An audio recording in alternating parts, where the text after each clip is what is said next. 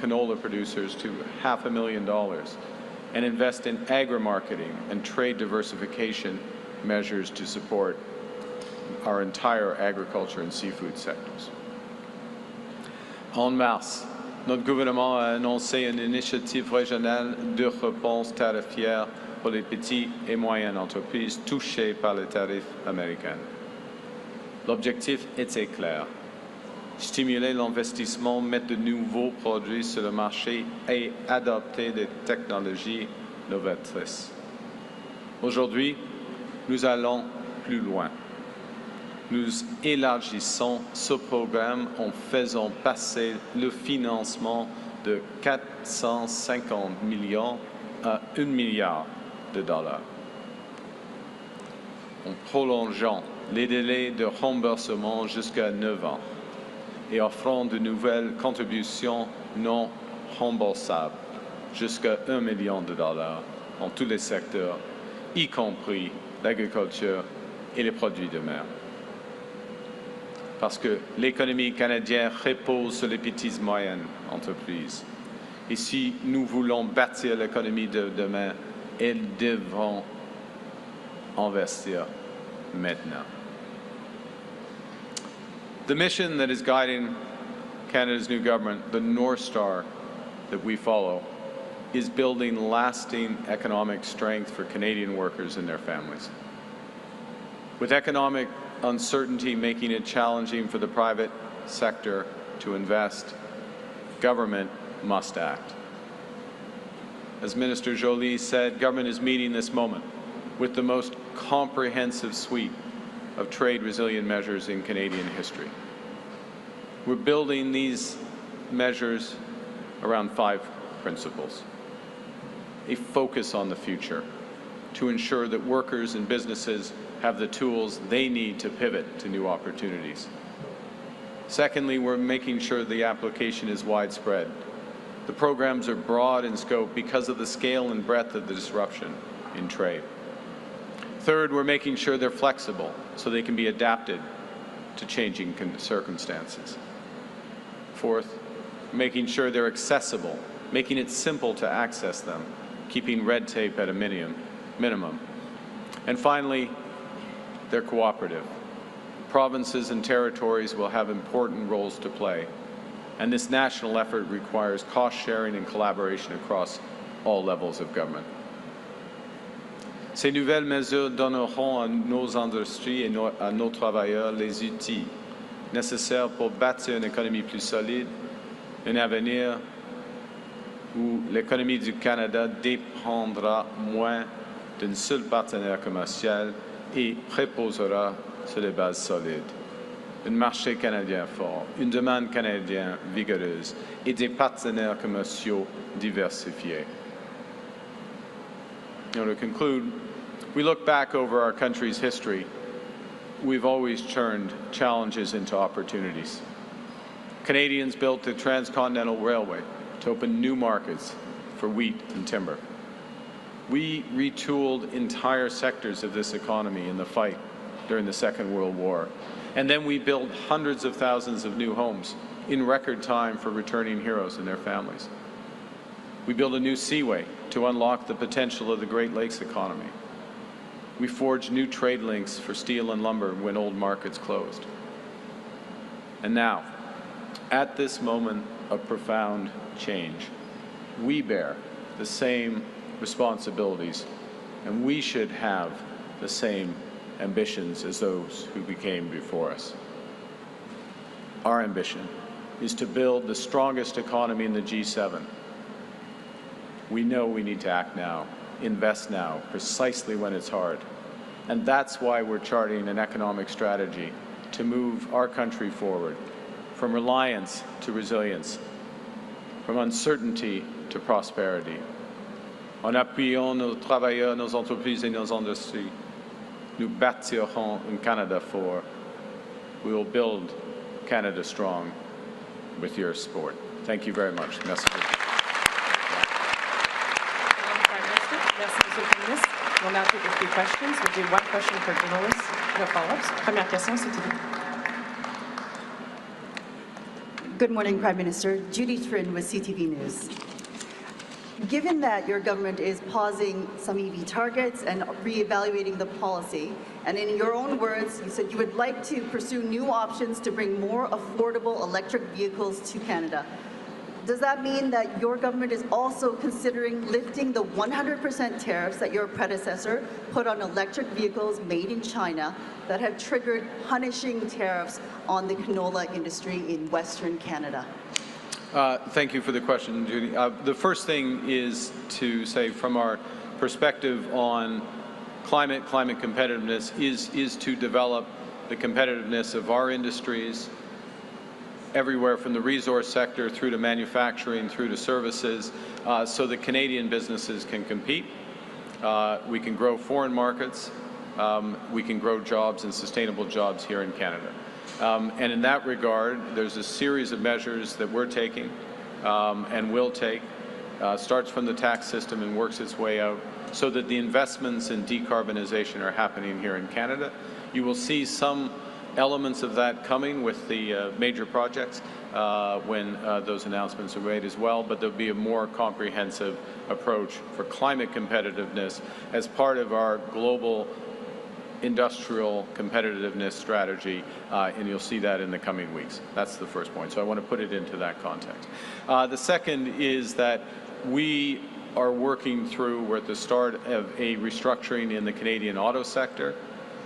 The suspension of the EV mandate for 2026 is part of helping with that. Crucially, that strategic response fund that we announced today, the $5 billion that's available for retooling, reinvestment, repositioning, we expect heavy use in the auto industry to help with that repositioning. And it is in the context of broader trade discussions, yes, with the United States, first and foremost, given the deep ties between Canada and the United States in the auto sector, as well as other countries. With respect to China, we have begun more intense engagement with China with respect, first and foremost, to canola and other agriculture and seafood products, but it will, I'm sure those discussions will branch out, but it's too early to come to any conclusions on those. Thank you. Bonjour, Monsieur le Premier ministre, Valérie Gavache de Radio-Canada. Vous abandonnez aujourd'hui cette mesure sur les véhicules électriques. Vous avez abandonné la taxe carbone. En même temps, vous avez des députés qui mettent sur pied un caucus vert parce qu'ils trouvent que vous ne vous préoccupez pas suffisamment de l'environnement. Comment vous allez faire pour les rallier? Et puis, est-ce que le Canada est en train d'abandonner ses ambitions climatiques? Non, merci pour votre question. Non, c'est la position du gouvernement du Canada que la lutte contre le changement climatique, c'est une obligation morale, mais c'est en même temps, c'est un impératif commercial, c'est un impératif de compétitivité. Et maintenant, nous mettons l'accent sur la compétitivité de nos entreprises, de nos travailleurs, en ce qui concerne la réduction des gaz à effet de serre. Par exemple, nous avons déjà, mais nous allons renforcer les crédits d'impôt afin d'avoir plus d'investissement dans l'énergie propre. Premier point. Deuxièmement, on va garder le prix industriel du carbone. Il faut améliorer le fonctionnement de ces marchés. Et comme je viens de dire, il y aura une stratégie, une politique de compétitivité du carbone et une stratégie pour la nature en même temps. Alors, on va faire beaucoup en mettant l'emphase sur les résultats. Les résultats, c'est-à-dire de la compétitivité de notre économie, de nos entreprises, en ce qui concerne les réductions des gaz à effet de serre. Merci. Question, CBC. Prime Minister Tom Perry with CBC. Can I ask you, if you're reviewing the EV mandate, are you open to the idea of scrapping it altogether like the Conservatives are demanding? And I guess how should Canadians, you were just asked this in French, but how should Canadians, I guess, see your commitment to Canada's climate goals. And if I could get you to clarify just on another matter, Minister LeBlanc said yesterday you're now pursuing smaller deals on certain sectors with the United States on tariffs. Why are you pursuing that strategy? Well, let me, I'm going to take the second part first, and I'll come back to you first, which is Minister LeBlanc. What Minister LeBlanc said yesterday is what I said the day before, actually, so it's good to see that we're lined up. We're all lined up in the strategy. What's happening with our situation with the United States, and I'll do this quickly. We have the best deal of any country right now, 85% tariff-free, lowest tariff rate. The issue is the strategic sectors, and it's a big issue. Flavio Volpe is here. Thank you for coming. Flavio, he knows it well. Autos, steel, aluminum, forest products, copper. Those are the big issues. And those are areas that the United States has identified, we would agree, but has identified as strategic. So they have a different tariff regime for those sectors. And the only way to tackle those is to go directly to the sectors and recognize the interdependence between Canada and the United States. The fact that Canada makes the United States more competitive in these sectors and structure agreements in and around there, or look to structure agreements around those. Now, the U.S. has a very tough tariff policy around these, to be clear. So it's real work, it's hard work, but that's where we're focused. That is the, quote, smaller, they're not small, they're big, but sector-specific deals. At the same time, there will be a review of our overall trading arrangement with the United States and Mexico, CUSMA. We have begun the preparations for that. I expect the Americans and the Mexicans will do the same. That will happen, begin in the new year. But effectively, that is the bigger trading relationship, and so the focus for the larger trading relationship shifts to there. With respect to EV mandates, let's be absolutely clear. We have an auto sector, because of the massive change in U.S. trade policy, is under extreme pressure. We recognize that. That's why we put in place the major liquidity facility, and it is an enormous liquidity facility, the large enterprise tariff facility. That's why we're putting in place $5 billion in the Strategic Response Fund. That's why we're working with worker retraining. And that's why we're also looking for Buy Canadian opportunities with that sector, okay, that and other sectors. In that context, the EV mandate this year adds to the liquidity issues they have, the financial challenges that these producers have. They've got enough on their plate right now. So we're taking that off, allowing them to focus, working with them. We're using this as an opportunity as part of a broader strategy on climate competitiveness to look at all our measures to help get greenhouse gases down, as I said a moment ago in French, greenhouse gases down in the key sectors, as well as across the economy. And we'll look at the interaction between the EV mandate, our clean fuel standards, our investment tax credits, our trade policy, all of those elements, because what this government is focused on is absolutely results. Not saying something's going to happen at a certain time, but giving workers and businesses the tools to make it happen. Prochaine question. Oui. J'ai déjà répondu en français, en effet, parce que c'était la question en avance, c'était presque la même. Alors, pardon. Madame. Bonjour, Émilie Bergeron, la presse canadienne. Sur votre annonce, en annonçant autant de mesures aussi vastes, aujourd'hui, est-ce que vous dites aux entrepreneurs, ça peut être encore très long, la guerre tarifaire, armez-vous de patience? Et pourquoi avoir attendu jusqu'à aujourd'hui tout ce temps-là pour que le secteur de l'aluminium reçoive de l'aide financière? Oui, le processus de la restriction de l'économie canadienne va durer un certain temps. Ça, c'est absolument clair, parce que, comme j'ai dit, c'est une rupture. Les politiques américaines économiques ont changé profondément. Oui, il y a des négociations.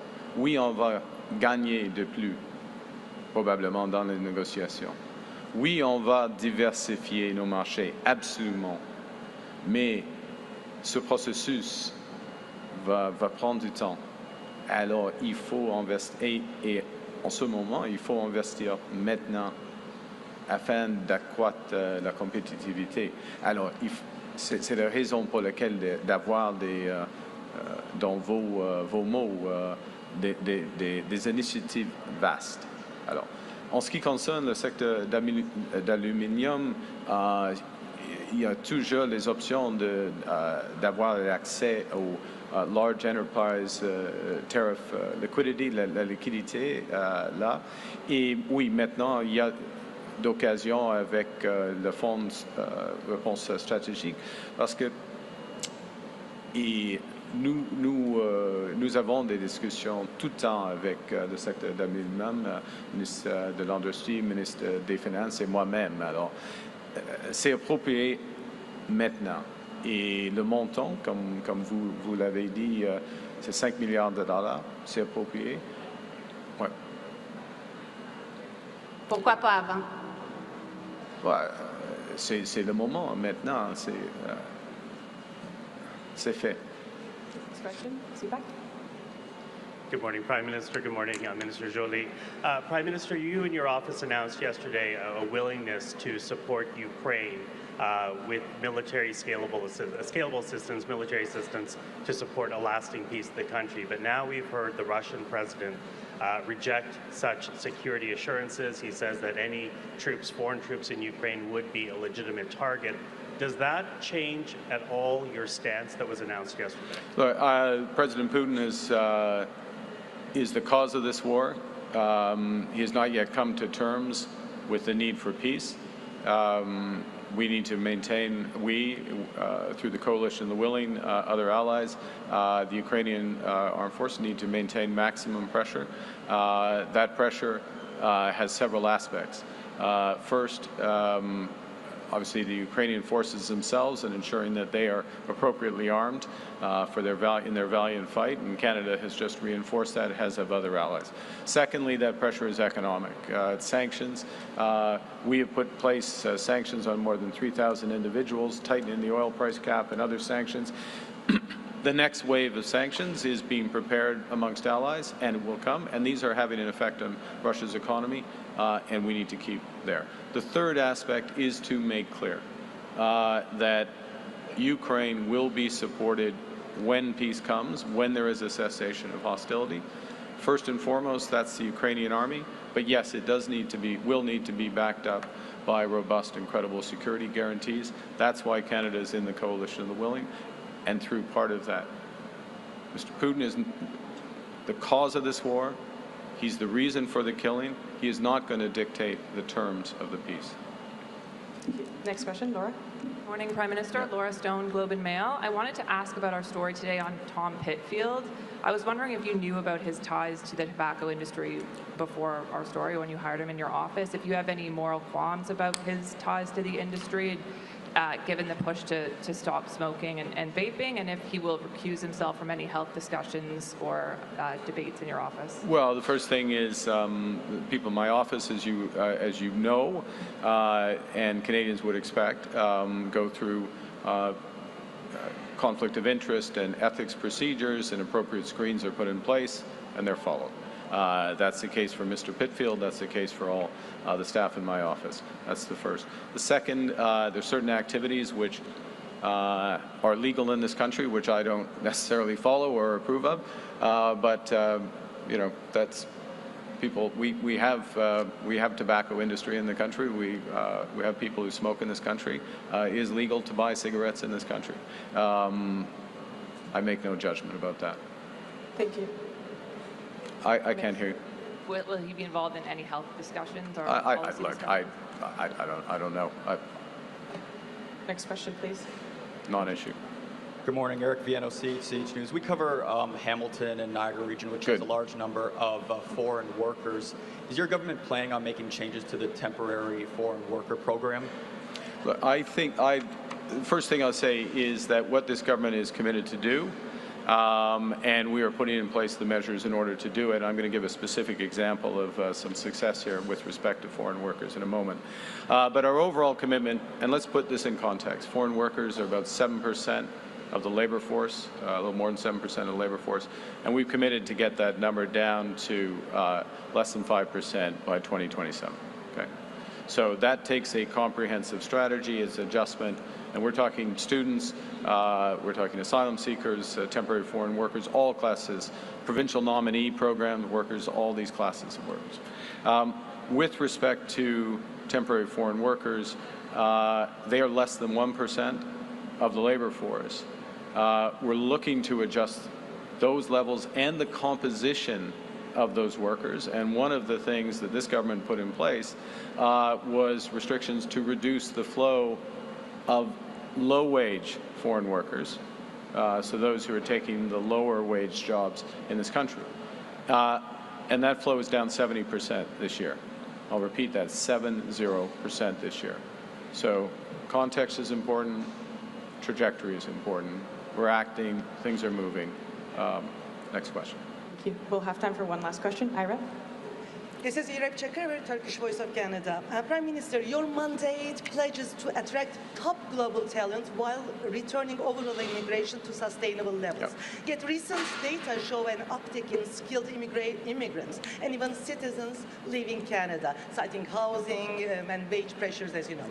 As you pursue new alliances and define strategic sectors, how will you prevent reverse migration from hollowing out the workforce those sectors need? And what concrete retention targets or measures are you setting to keep up talent here? Okay. The first thing is, I view your question the following, and thank you for it. It's about having the best quality of life in the world in Canada. And there are a series of things that we're doing that's going to add to Canadian quality of life. I'm going to focus on two. We're in the Peel region. I'll focus on two that are issues here. There are issues elsewhere in the country. And the first is around crime and safety in our neighborhoods. This government is committed to reforming the criminal code to ensure that organized crime, gang crime, crime with handguns, home invasions, auto theft, that the individuals who participate in those crimes pay the price they should, with consecutive sentencing, that they are not in a position where they commit a crime one day and they're arrested and then out on bail the next. So bail reform being at the heart of it. We're committed to having more officers at our border, 1,000 more border agents, more RCMP, committed to working more closely with the provinces. And I'll give you a specific example with respect to the last. We've been working with the Council of Federation, all the provinces, on bail reform. We will be legislating on that. We're proposing legislation, I should say, to the House on that next month. I met with Premier Ford this morning as part of an ongoing conversation about how we can address these issues, what the federal government needs to do on the criminal code. I agree with Premier Ford on these issues, and that's why we're moving on them. What the province and the municipality can do in terms of policing more effectively. So we're working very closely. That's one aspect of quality of life. Another aspect of quality of life is housing. In the next few weeks, we will announce the launch of Build Canada Homes as part of doubling the rate of housing starts in this country, including in this region, to help ensure people have homes, have the communities they wish, and help with that. I just want to point out that there are many factors that drive where people live, and where we are focused today, tomorrow, in the future, is on Canadians having the best quality of life possible. Yes, it starts with the economy and responding, meeting to the moment. That's what today's announcement is about, but it also goes to the fundamental of being safe in your community, owning your own home, being able to pay your rent, living a good life. This puts an end to our press conference. Merci beaucoup. Thank you very much. Okay.